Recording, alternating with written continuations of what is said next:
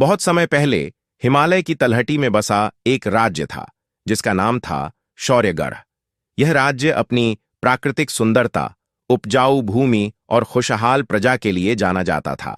लेकिन वर्षों से राज्य एक गंभीर समस्या से जूझ रहा था, अंदरूनी फूट। राजा धीरेन्द्र सिंह, जो न्यायप्रिय और साहसी शासक थे, अपने राज्य को इस फूट से उबारने की कोशिश में लगे रहते थे। शौर्यगढ़ में 4 मुख्य जातियां थीं और हर जाति अपनी परंपराओं और रीति रिवाजों के कारण एक दूसरे से अलग थलग रहती थी। यह फूट इतनी बढ़ गई थी कि राज्य के किसान एक दूसरे की मदद करने से मना कर देते थे, व्यापारी एक दूसरे से लेन देन नहीं करते थे और सैनिक भी गुटों में बंट गए थे।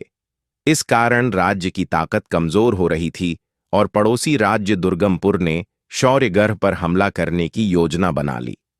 राजा धीरेन्द्र सिंह को यह पता चला कि दुर्गमपुर की सेना बहुत जल्द उनके राज्य पर हमला करने वाली है, लेकिन शौर्यगढ़ की फूट के कारण सेना इतनी कमजोर हो गई थी कि युद्ध जीतने की उम्मीद नहीं थी। राजा ने अपनी मंत्रियों की सभा बुलाई और कहा, अगर हम अपनी प्रजा को एकजुट नहीं कर पाए तो शौर्यगढ़ का अस्तित्व खतरे में पड़ जाएगा। हमें अपनी ताकत को पहचानना होगा और एक होकर इस चुनौती का सामना करना होगा। सभा में मंत्रियों ने सुझाव दिया कि राजा को चारों जातियों के मुखियाओं से व्यक्तिगत रूप से मिलना चाहिए और उन्हें समझाना चाहिए। राजा ने यह सुझाव मान लिया और अपनी यात्रा शुरू की। राजा ने सबसे पहले किसानों के गांव का दौरा किया। उन्होंने देखा कि किसान अपने खेतों में अकेले काम कर रहे हैं और सहयोग की भावना खत्म हो चुकी है। राजा ने एक किसान को बुलाकर कहा, अगर तुम अकेले यह खेत जोतोगे तो फसल कम होगी, लेकिन अगर तुम्हारे पड़ोसी भी तुम्हारी मदद करें तो फसल 2 गुनी हो सकती है। किसान ने कहा, लेकिन महाराज, वे हमारी जाति के नहीं हैं। राजा ने जवाब दिया, भूख जाति नहीं देखती। अगर दुर्गमपुर हम पर हमला करता है तो क्या वह यह पूछेगा कि किस खेत की फसल किसने उगाई है? यह सुनकर किसानों को एहसास हुआ कि एकता ही उनका सबसे बड़ा हथियार है।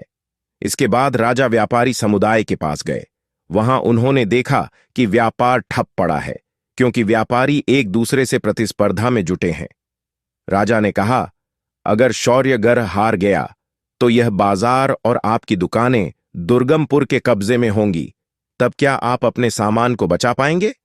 व्यापारी यह सुनकर चिंतित हो गए और उन्होंने एकजुट होकर काम करने का वादा किया। अंत में राजा अपनी सेना के पास पहुंचे। उन्होंने सैनिकों को एक कहानी सुनाई। एक बार एक बूढ़े आदमी ने अपने बेटों को एक एक लकड़ी दी और कहा, इसे तोड़ो। सभी ने आसानी से लकड़ी तोड़ दी। फिर उसने लकड़ियों का गट्ठर बांधकर तोड़ने को कहा। कोई भी उसे तोड़ नहीं सका। शौर्यगढ़ भी वही गट्ठर है। अगर हम बंटे रहे तो दुश्मन हमें आसानी से तोड़ देगा, लेकिन अगर हम एकजुट रहे तो कोई हमें नहीं हरा सकता। सैनिकों ने राजा की बात को समझा और गुटबाजी छोड़कर एकजुट हो गए।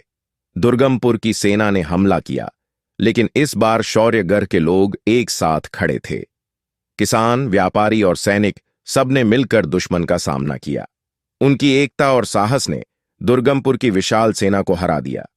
युद्ध के बाद राजा ने एक विशाल सभा बुलाई और कहा, आज हमने यह साबित कर दिया कि हमारी ताकत हमारी एकता में है। अगर हम साथ रहें तो कोई भी ताकत हमें नहीं हरा सकती।